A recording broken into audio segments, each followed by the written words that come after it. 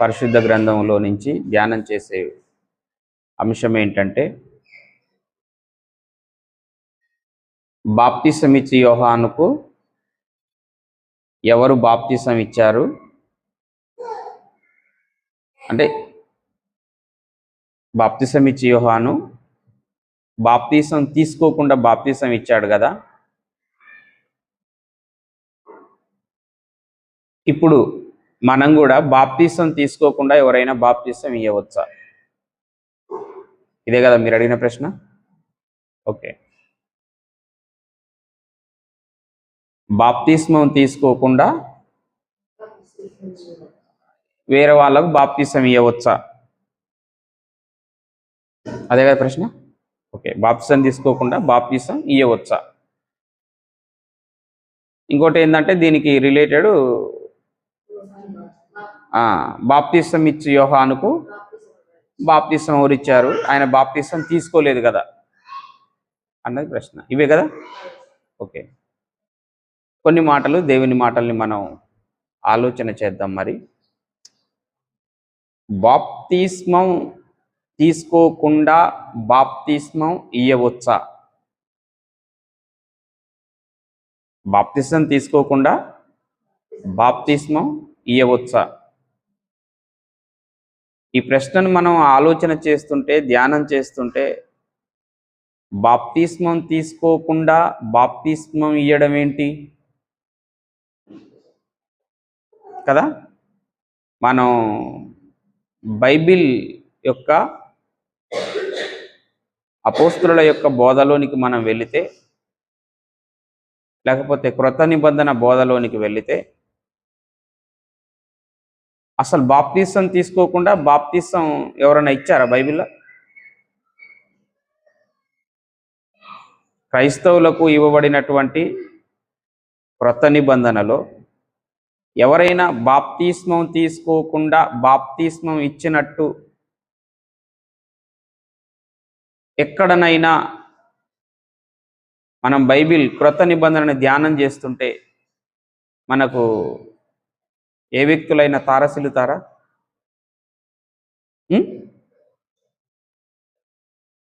ఇప్పుడు బాప్తిసం తీసుకొని బాప్తిసం ఇచ్చినట్టుగా మనం చూస్తుంటాం. యేసుప్రభు కానీ, యేసుప్రభు శిష్యులు కానీ, ఇంకా వేరే వాళ్ళు ఎవరైనా సరే. కానీ బాప్తిస్మం తీసుకోకుండా ఎవరు బాప్తిస్మం ఇవ్వలేదు. కానీ మీరు అడిగినట్టుగా క్వశ్చన్ ఏంటంటే, యోహానుకు ఎవరు బాప్తిసం ఇచ్చారు అన్నది వస్తుంది మళ్ళీ అక్కడ. మీరు అడిగారు కదా, యోహానుకు మరి ఎవరు బాప్తిసం ఇచ్చారు అన్న క్వశ్చన్ వస్తుంది అందులో.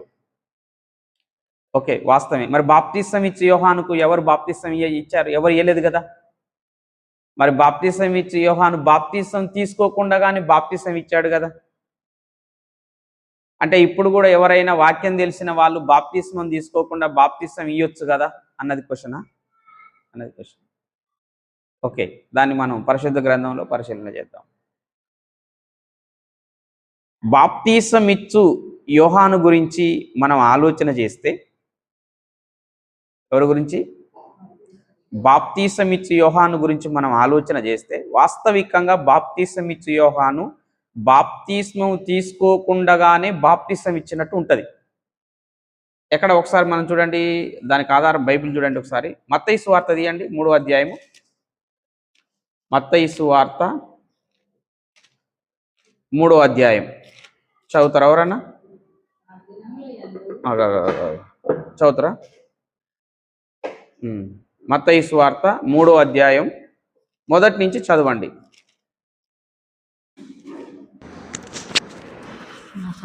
ఆ దినముల యందు బాప్తిసమిచ్చు యోహాను వచ్చి, పరలోక రాజ్యము సమీపించి ఉన్నది, మారు మనసు పొందుడని యూదయ అరణ్యములో ప్రకటించుచుండెను.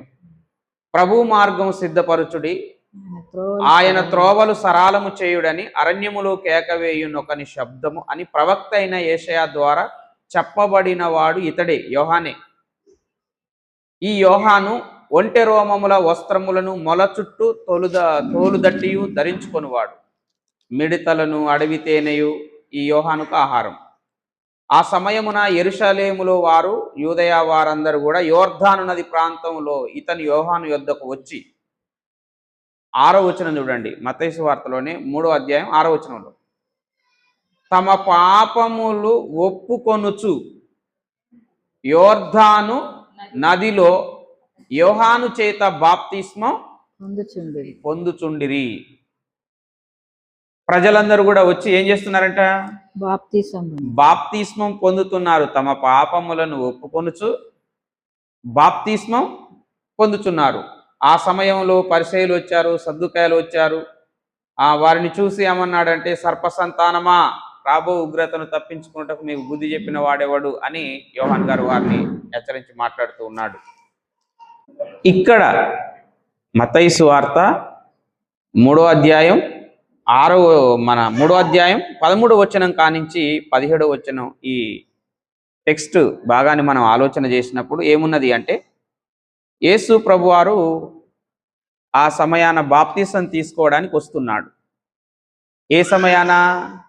ప్రజలందరూ కూడా బాప్తిసం తీసుకుంటున్నటువంటి సమయంలో, అదే సమయంలో యేసు ప్రభువారు కూడా వచ్చారు. అప్పుడు ఏమంటున్నాడు? బాప్తిసం ఇచ్చి యోహాను యేసు ప్రభును చూచి, అందుకు యోహాను 14వ వచనంలో, నేను నీ చేత బాప్తిస్మము పొందవలసిన వాడనయ్యుండగా నీవు నా యొద్దకు వచ్చుచున్నావా అని ఆయనను, యేసు ప్రభుని నివారింప చూచాడు.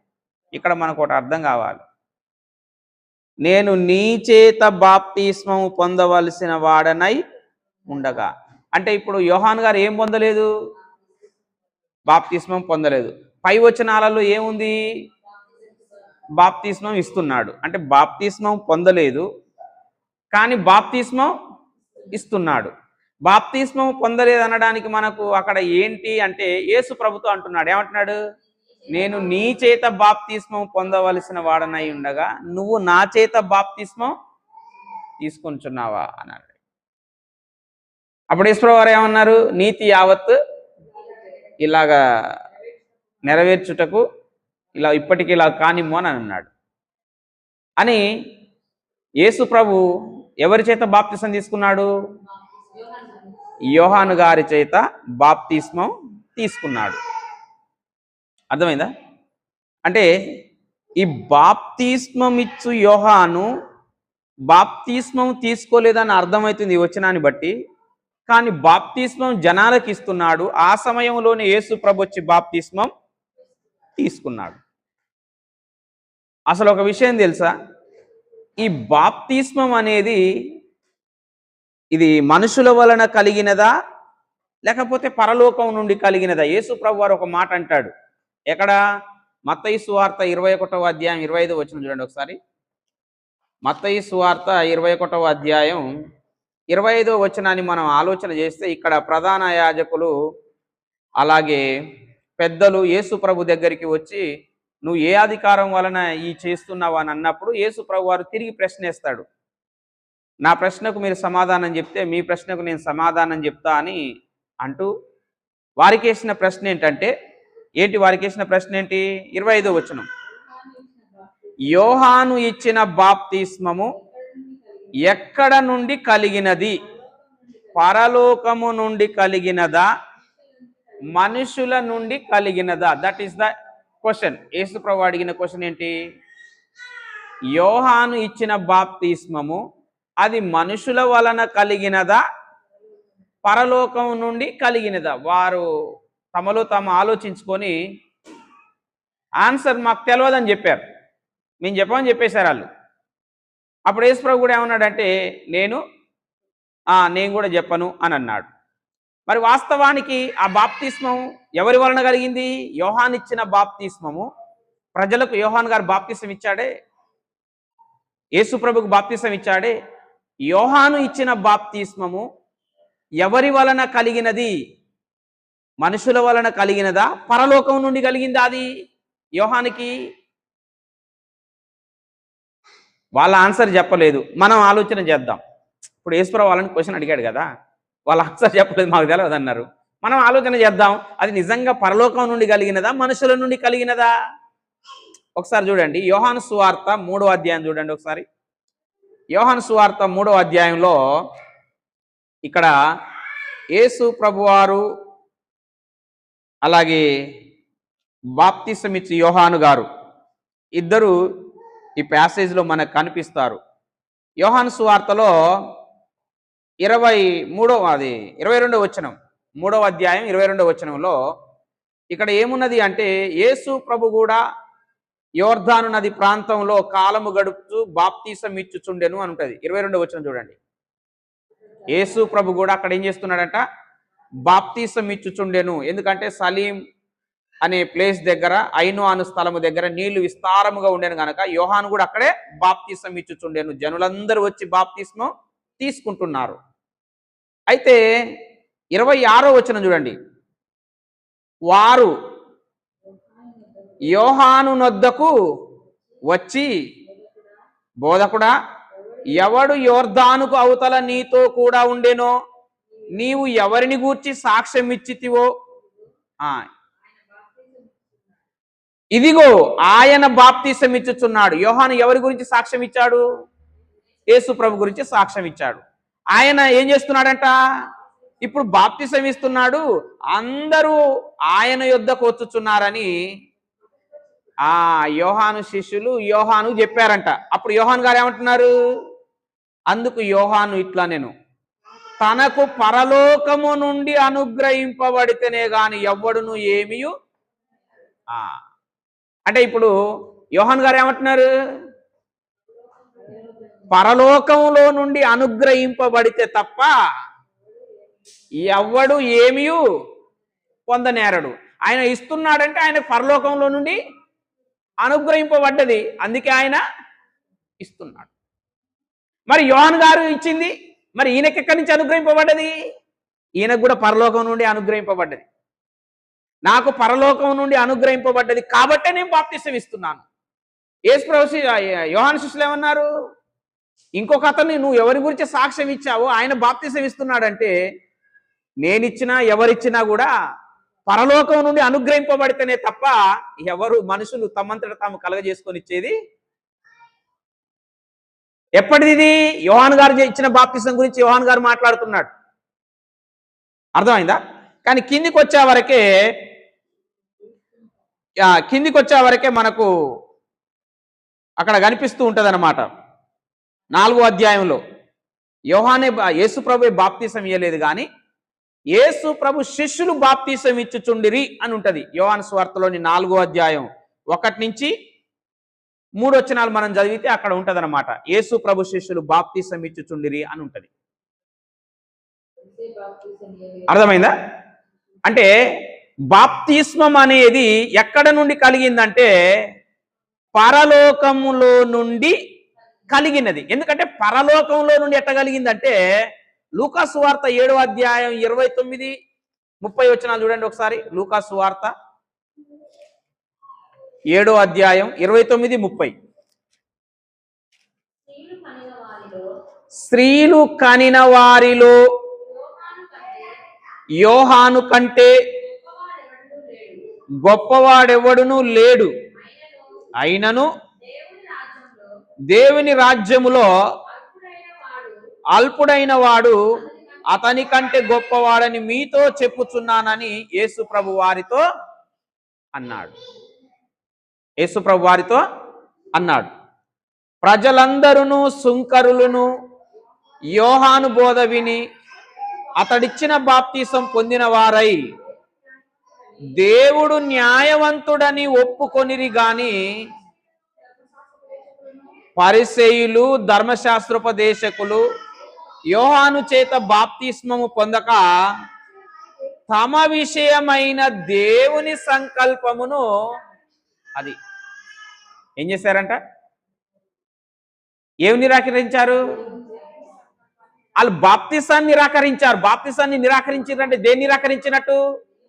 దేవుని సంకల్పాన్ని నిరాకరించినట్టు. అంటే బాప్తిసం అనేది ఎక్కడ ఉన్నది? ఇది దేవుని సంకల్పంలో ఉంది బాప్తిసం అనేది. అర్థమైందా? బాప్తిసం అనేది ఎవరి ఆలోచనలో, ఎవరి ప్రణాళికలో, ఎవరి సంకల్పంలో ఉందంటే అది దేవుని సంకల్పంలో ఉంది బాప్తిసం అనేది. అర్థమైందా? అందుకే అది పరలోకంలో నుండి కలిగిందా మనుషుల నుండి కలిగిందా అంటే అది దేవుని సంకల్పంలో ఉన్నటువంటిది బాప్తిసం అనేది. అది పరలోకంలో నుండి బాప్తిసం ఇచ్చి యోహానుకు అనుగ్రహింపబడింది, ఇవ్వబడింది. ఏమని? బాప్తిస్మము ఇవ్వాలని, బాప్తిస్మం ఇచ్చుటకు యోహానుకు అనుగ్రహింపబడ్డది. పరలోకంలో నుండి దేవుని సంకల్పంలో ఉన్నటువంటిది బాప్తిస్మం. అర్థమైందా? అందుకే యోహాను సువార్తలోనే మొదటి అధ్యాయము, యోహాను సువార్తలో మొదటి అధ్యాయం 32వ వచనం నుంచి 34వ వచనం వరకు చూస్తే ఇక్కడ ఏమిటో తెలుసా? యోహాను సాక్ష్యం ఇచ్చుచు ఏమన్నాడంటే, ఆత్మ పావురము వలె ఆకాశము నుండి దిగి వచ్చుట చూచి తిని, ఆ ఆత్మ ఆయన మీద నిలిచెను. ఎవరి మీద? యేసుప్రభువు మీద నిలిచెను. నేను ఆయనను ఎరగనైతిని గాని నీళ్లలో బాప్తీసమిచ్చుటకు నన్ను పంపినవాడు. ఏమమ్మా? ఎవరు పంపారు ఈయనను? యోహాన్ గారు అంటున్నారు, నన్ను పంపినవాడు నాకు ఒక సూచన చెప్పాడు. ఏం సూచన చెప్పాడంటే, నువ్వు నీళ్ళలో బాప్తిసం ఇస్తే ఎప్పుడైతే పరిశుద్ధాత్మ ఎవరి మీదనైతే వాలుతుందో ఆయనే దేవుని కుమారుడు అన్న ఒక గుర్తు ఈయనకుంది, ఆనవాలు. ఎవరు చెప్పారంట? ఆ గుర్తు ఎవరు చెప్పారంట? ఈయనను బాప్తిసం ఇవ్వడానికి ఎవరు పంపారో ఆ పంపిన ఆయన చెప్పిండంట. అర్థమైందా? చూడండి, ఆ మాట మంచిగుంది. 33వ వచనం. నేను అంటే యోహాను గారు మాట్లాడుతున్నారు. నేను, ఆయన అంటే యేసుక్రీస్తును మెస్సయ్యను ఎరగనైతిని గాని నీళ్లలో బాప్తిసం ఇచ్చుటకు నన్ను పంపినవాడు. నీవెవని మీద ఆత్మ దిగి నిలుచుట చూతువో ఆయనే పరిశుద్ధాత్మలో బాప్తిసం ఇచ్చువాడని నాతో, ఈయనే దేవుని కుమారుడని నేను తెలుసుకొని సాక్ష్యం ఇస్తున్నానని యోహాను గారు చెప్పారు. అంటే ఇప్పుడు 33వ వచనంలో నన్ను నీళ్లలో బాప్తిసం ఇచ్చుటకు నన్ను పంపినవాడు ఎవరు? బాప్తిసం ఇచ్చి యోహాను పంపింది ఎవరు? యోహాను సువార్తలోనే మొదటి అధ్యాయం చూడండి ఒకసారి, 6వ వచనం చదవండి. యోహాను సువార్త మొదటి అధ్యాయం 6వ వచనం. దేవుని యొద్ద నుండి పంపబడిన ఒక మనుషుడు ఉండెను. అంటే ఈ యోహాను ఎక్కడి నుంచి పంపబడ్డాడు? దేవుని యొద్ద నుండి పంపబడ్డాడు. ఏమిటికి పంపబడ్డాడు? బాప్తిసం ఇచ్చుటకు పంపబడ్డాడు. అక్కడే అన్నాడు 33వ వచనంలో. యోహాను సువార్త మొదటి అధ్యాయం 33వ వచనంలో ఏమన్నాడు? నీళ్లలో బాప్తిసం ఇచ్చుటకు నన్ను పంపినవాడు. ఎవరు ఈయనను పంపింది? ఎక్కడి నుండి ఈయన వచ్చాడు అంటే యోహాను సువార్త మొదటి అధ్యాయం 6వ వచనంలో ఏమనుంది? దేవుని యొద్ద నుండి పంపబడిన ఒక మనుషుడు ఉండేను, అతని పేరు. ఈ యోహాన్ను ఎవరు పంపించారు? దేవుడు పంపించాడు. ఏమిటి పంపించాడు? బాప్తిసం ఇయ్యడానికి పంపించాడు. అంటే బాప్తిస్మం ఎక్కడి నుండి వచ్చింది? పరలోకంలో నుండి యోహానుకు అనుగ్రహింపబడ్డది. అర్థమైందా? అంటే స్పెషల్గా ప్రత్యేకంగా యోహాను గారి యొక్క పని ఏంటంటే, యోహాను గారు దేనికోసం పంపబడ్డాడు అంటే బాప్తిస్మం ఇవ్వడం కోసమే పంపబడ్డాడు. అంటే ప్రజలను క్రీస్తు కోసం సిద్ధపరచడం కోసమే పంపబడ్డాడు. అది ఆయన పని. అందుకే యెషయా గ్రంథంలో కూడా 40వ అధ్యాయంలో 3వ వచనం నుంచి మనం చదివితే, మలాకి గ్రంథం 4వ అధ్యాయంలో 5-6 వచనాలు మనం చదివితే ఈ యోహాను గురించి అక్కడ ముందుగానే ప్రవచింపబడింది. దేవుడు చెప్పాడు ముందుగానే, యెషయా ప్రవక్త ద్వారా, మలాకి ప్రవక్త ద్వారా చెప్పాడన్నమాట. అర్థమైందా? అందుకోసమే అంటే యోహాను గారు బాప్తిస్మము తీసుకోకపోయినా ప్రత్యేకంగా దేనికోసం పంపబడ్డాడు అంటే బాప్తిస్మము ఇస్తూ ప్రజలను క్రీస్తు కోసం సిద్ధపరచడం కోసం ఆయన పంపబడ్డాడు. అది ఆయనకు అనుగ్రహింపబడింది. అది ఆయన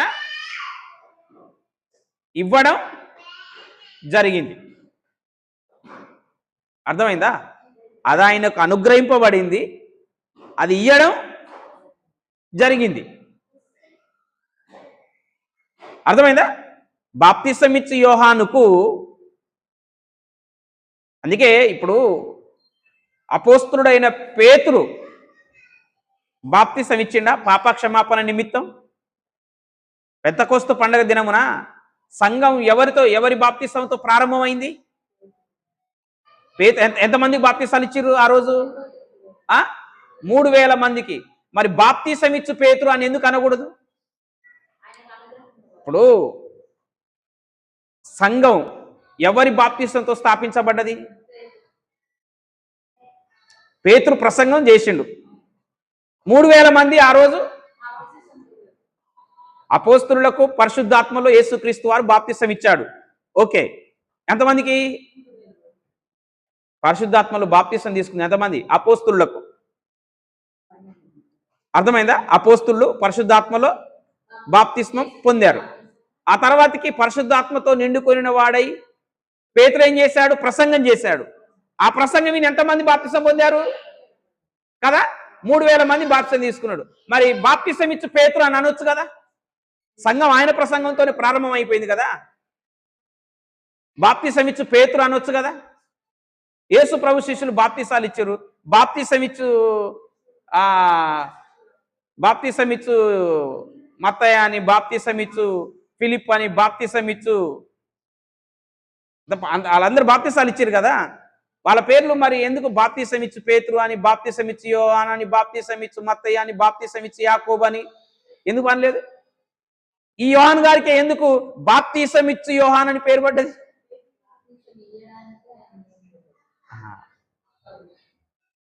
ఇప్పుడు వాళ్ళు కూడా యేసు ప్రభు శిష్యులు కూడా బాప్తిసం ఇచ్చారు కదా. అర్థమైందా? వాళ్ళకి ఆ పేర్లు పెట్టొచ్చు కదా, బాప్తిసం ఇచ్చు వ్యక్తి అని వాళ్ళ పేరు యాడ్ చేసి పెట్టొచ్చు కదా. ఇప్పుడు బాప్తిసం ఇచ్చు యోహాన్ అని పేరు పడ్డట్టే. అంటే యోహాను గారు ప్రత్యేకంగా బాప్తిస్మము ఇవ్వడం కోసమే దేవుని చేత పంపబడ్డాడు.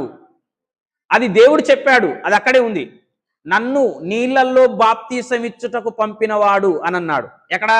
యోహాను సువార్తలో 1వ అధ్యాయం 33వ వచనంలో ఏమన్నాడు? నన్ను పంపినవాడు. ఏమిటికి పంపాడంట? దేవుడు ఈయనను నీళ్లలో బాప్తిసం ఇపో అని పంపాడంట. ఎవరిచ్చారంటే ఆ స్పెషలైజేషన్ దేవుడు ఇచ్చాడు. ఎవరికి ఇచ్చారు? యోహాను గారికి ఇచ్చాడు. కాబట్టి యోహాను గారు బాప్తిసం తీసుకోకపోయినా బాప్తిస్మం ప్రారంభించిండు గనక అందుకే బాప్తిసం ఇచ్చి యోహాను, బాప్తిసం ఇచ్చి యోహాను, బాప్తిసం ఇచ్చి యోహాను అని ఆయన పేరు పడ్డది. బైబిల్లో కొత్త నిబంధనలు ఎంతమంది బాప్తిసాలు ఇచ్చారు? చాలా మంది బాప్తిసాలు ఇచ్చారు. మరి వాళ్ళ పేరు కూడా బాప్తిసం ఇచ్చు ఫిలిప్పు అని, బాప్తిసం ఇచ్చు పేతురు అని, బాప్తిసం ఇచ్చు పౌలు అని, బాప్తిసం ఇచ్చు యాకోబు అని రాయబడలేదే? వాళ్ళు బాప్తిసాలు ఇయ్యలేదా? ఇచ్చిండ్రు. మరి ఎందుకు అనబడలేదు? వాళ్ళు ప్రారంభికులు గారు. అర్థమైందా? బాప్తిసం అనేది ప్రవచనాత్మకంగా ఈ వ్యక్తి ప్రవచింపబడ్డాడు. ఆ కాలం వచ్చినప్పుడు ఈయన వచ్చాడు, ఆ పనిని ఈయన ప్రారంభించాడు. అందుకే బాప్తిసం ఇచ్చి యోహాను అని పేరు పడిపోయింది. అయితే ఇప్పుడు వచ్చే క్వశ్చన్ ఏంటంటే, మనలోకి వచ్చే డౌట్ ఏంటంటే, ఇప్పుడు మీరు అడిగినటువంటి క్వశ్చన్కి ఏంటంటే, మరి యోహాను గారు బాప్తిసం తీసుకోలేదు కదా, బాప్తిసం ఇచ్చిండు కదా. ఇప్పుడు ఎవరైనా వాక్యం తెలిసిన వాళ్ళు బాప్తిసం తీసుకోనని వాళ్ళు ఎవరన్నా బాప్తిసం ఇవ్వచ్చు కదా, పరిస్థితులను బట్టి. అక్కడ పాస్టర్ లేకపోతేనో పరిస్థితులు అనుకూలించకపోతే ఎవరన్నా, లేకపోతే వాక్యం తెలిసిన వ్యక్తి ఎవరైనా బాప్తిసం తీసుకుంటా అంటే, వాక్యం తెలిసిన వ్యక్తి, వాక్యం తెలుసు కానీ బాప్తిసం తీసుకోలేదు, ఆయన బాప్తిసం ఇవ్వచ్చు కదా అన్నది ఈ బాప్తిసం ఇచ్చి యోహానును బట్టి ఆధారం చేసుకుంటారు. అబ్బా ఏం డౌట్లు వస్తాయండి అసలు. శశాంత్కి వచ్చిందా ఈ డౌట్? అయితే ఇంకో మాట చూడండి. అయితే ఒకటి గుర్తుపెట్టుకోండి, యేసు ప్రభు శిష్యులు బాప్తిసం తీసుకున్నారు. తర్వాతకి యేసు ప్రభు కూడా తన శిష్యులను వెంట పెట్టుకొని బాప్తిసాలు ఇవ్వడం ప్రారంభించాడు. మనం యోహాను సువార్త 4వ అధ్యాయంలో చూసాం. అలాగే అపోస్తులు కూడా బాప్తిసాలు తీసుకున్నారు. అపోస్తులు కూడా సువార్త ప్రకటిస్తూ బాప్తిసాలు ఇవ్వడం జరిగింది. ఇక బైబిల్లో క్రొత్త నిబంధనలో మీరు ఎక్కడ చూసినా కూడా బాప్తిసం తీసుకున్న వ్యక్తులే బాప్తిసం ఇచ్చినట్టు ఉంటుంది, కానీ బాప్తిస్మము తీసుకొనని వ్యక్తులు బాప్తిసం ఇచ్చినట్టు మనకు ఎక్కడ అపోస్తుల బోధలో కానీ క్రీస్తు బోధలో కానీ మనకు కనిపించదన్నమాట. అర్థమైందా? ఒకటి గుర్తుపెట్టుకోండి, బాప్తిస్మము తీసుకుంటేనే పాపాలు కడిగివేయబడతాయి. బాప్తిస్మం తీసుకుంటేనే పాపాలు కడిగివేయబడతాయి. అపోస్తుల కార్యములో 22వ అధ్యాయం 16వ వచనంలో మనకుంటది. అక్కడ ఏముంటది? సౌల సహోదరుడా లేచి ఆయన నామమును బట్టి ప్రార్థన చేసి బాప్తిస్మము పొంది నీ పాపములను కడుక్కొనుము అని చెప్పబడి ఉంది. అంటే బాప్తిస్మంలో ఏం కడిగివేయబడుతున్నాయి? పాపాలు కడిగివేయబడుతున్నాయి. అంటే బాప్తిస్మం తీసుకోకపోతే ఏం కడిగివేయబడవు? నీకు ఎంత వాక్యం తెలిసినా, నువ్వెంత గొప్ప వ్యక్తివైనా, నీకెంత పెద్ద వాక్యం తెలిసినా బాప్తిస్మం తీసుకొనంది నీ పాపాలు కడిగివేయబడవు. నెంబర్ 1. నెంబర్ 2 ఏంటంటే బాప్తిస్మము తీసుకుంటేనే రక్షింపబడతావు. మార్కు సువార్తలో 16:16 యేసుప్రభువు వారు ఏం చెప్పారు? నమ్మి బాప్తిస్మము పొందినవాడు రక్షింపబడతాడు. రక్షింపబడ్డ వ్యక్తి మాత్రమే సంఘంలో చేర్చబడతాడు. అపోస్తుల కార్యంలో మనం చూస్తాం. ఎక్కడ? 2వ అధ్యాయం 47వ వచనంలో రక్షింపబడుతున్న వారిని ప్రభు సంఘములో చేర్చుచుండెను అని ఉంటది. అర్థమైందా? బాప్తిస్మములో పాపాలు కడిగివేయబడతాయి, బాప్తిస్మములో రక్షింపబడతావు. ఆ రక్షింపబడిన వ్యక్తులే సంఘంలో చేర్చబడతారు. అర్థమైందా? ఒకవేళ బాప్తిస్మము తీసుకోలేదు అంటే దేవుని సంకల్పాన్ని నిరాకరిస్తున్నట్టే నువ్వు. మనం ఇంతకుముందు చూసాం. ఎక్కడ? లూకా సువార్త 7వ అధ్యాయం 29వ వచనంలో పరిసయ్యులు ధర్మశాస్త్రోపదేశకులు వచ్చి బాప్తిస్మం పొందకుండా తమ విషయమై దేవుని సంకల్పమును వారు ఏం చేశారు? నిరాకరించారు. అంటే ఒక వ్యక్తి బాప్తిసం తీసుకోలేదు అంటే దేన్ని నిరాకరించినట్టు? దేవుని సంకల్పమును నిరాకరించినట్టు. గుర్తుపెట్టుకోవాలి. ఇంకొకటి, బాప్తిస్మం తీసుకుంటేనే యేసుక్రీస్తుకు శిష్యుడవు అవుతావు. అర్థమైందా? మీరు సర్వలోకానికి వెళ్ళి సర్వసృష్టికి సువార్త ప్రకటించండి, తండ్రి యొక్కయు కుమారుని యొక్కయు సమస్త జనులను శిష్యులుగా చేయుడి, తండ్రి యొక్కయు కుమారుని యొక్కయు పరిశుద్ధాత్మ యొక్క నామములో వారికి బాప్తిసం ఇచ్చుచు నేను ఏ సంగతులను ఆజ్ఞాపించుతునో వాటిని గైకొనవలనని వారికి బోధించుడి. అర్థమైందా? బాప్తిస్మం తీసుకుంటే నువ్వెవరివైతావు? క్రీస్తు శిష్యుడవు అవుతావు. కాబట్టి ఒక వ్యక్తి ఆ వ్యక్తి తన పాపాలు కడుక్కోకుండా, తను రక్షింపబడకుండా, తను సంఘంలో చేర్చబడకుండా మరొక వ్యక్తికి బాప్తిసం ఇస్తాను అని అంటే అది వాక్యానుసారమైనది కాదు. ఈ వ్యక్తే, ఒక వ్యక్తి బాప్తిసం తీసుకోలేదంటే పాపాలు కడిగివేయబడినట్టే, రక్షింపబడినట్టే, సంఘంలో చేర్చబడినట్టే, యేసుక్రీస్తు ప్రభుకు శిష్యుడు కానట్టే. అర్థమైందా? అలాంటి వ్యక్తి మరొక వ్యక్తికి ఎలా బాప్తిసం ఇస్తాడు? అది వాక్యానికి విరుద్ధమైనటువంటి పని. ఒకవేళ ఎట్టి పరిస్థితిలోనైనా అక్కడ ఒకవేళ సేవకుడు లేకపోతే, బాప్తిసం ఇచ్చే టయానికి సేవకుడు లేకపోతే, తీసుకునే వ్యక్తి ప్రాణాపాయ స్థితిలో ఉంటే బాప్తిసం తీసుకున్న విశ్వాసి ఎవరైనా ఇయ్యవచ్చు. సేవకుడే ఇయ్యాలని ఏం లేదు. అక్కడ ఉన్న పరిస్థితిని బట్టి తీసుకునే వ్యక్తి ప్రాణాపాయ స్థితిలో ఉంటే, అందుబాటులో సేవకుడు లేకపోతే బాప్తిసం తీసుకున్న విశ్వాసి ఎవరైనా బాప్తిస్మం ఇయ్యవచ్చు.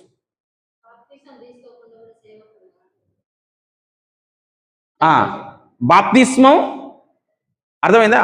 ఎవరైనా విశ్వాసులు బాప్తిస్మం ఇయ్యవచ్చు. ఎందుకంటే సేవకుడు లేడు కదా అక్కడ. ఆ సేవకుడు వచ్చేవరకు వీని ప్రాణం పోతుంది.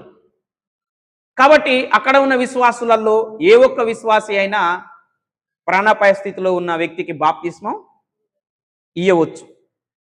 ఒకవేళ బాప్తిస్మం తీసుకోనని వ్యక్తికి అక్కడ విశ్వాసి కూడా లేడనుకో, అన్యుడు ఇయ్యొచ్చా అంటే ఇయ్యకూడదు. ఇంకా అన్యుడు అన్నట్టే కదా. అన్యుడు బాప్తిస్మం ఎట్లా ఇస్తాడు? మీరు ఉదాహరణకి పాత నిబంధనకి వెళ్ళండి. లేవియకాండం 10వ అధ్యాయంలో అక్కడ ఆరోను కుమారులు ఉంటారు. ఎవరాలు? నాదాబు, అబీహు.